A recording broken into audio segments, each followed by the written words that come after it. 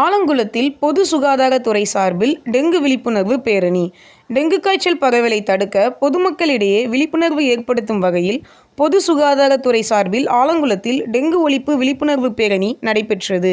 பேரணியை ஆலங்குளம் அரசு மருத்துவமனை தலைமை மருத்துவர் டாக்டர் அருண் பிரசாத் கொடியசைத்து தொடங்கி வைத்தார்.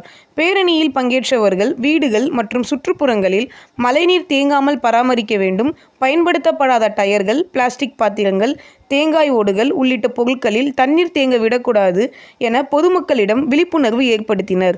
மேலும் காய்ச்சல், தலைவலி, உடல்வலி உள்ளிட்ட அறிகுறிகள் தென்பட்டால் உடனடியாக அருகில் உள்ள அரசு மருத்துவமனைக்கு சென்று பரிசோதனை செய்து சிகிச்சை பெற வேண்டும் என்றும், மருத்துவரின் ஆலோசனையின்றி சுயமாக மருந்துகளை உட்கொள்ளக்கூடாது என்றும் வலியுறுத்தப்பட்டது.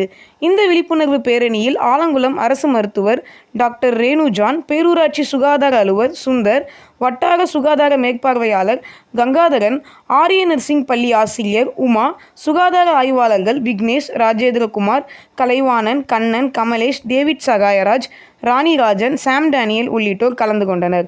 மேலும் பேரூராட்சி மற்றும் கிராம ஊராட்சி டெங்கு மஸ்தூர் பணியாளர்களும் பங்கேற்று டெங்கு தடுப்பு குறித்து உறுதிமொழி மேலும் பேரூராட்சி மற்றும் கிராம ஊராட்சி டெங்கு மஸ்தூர் பணியாளர்கள் பங்கேற்று டெங்கு தடுப்பு குறித்து உறுதிமொழி ஏற்றனர்.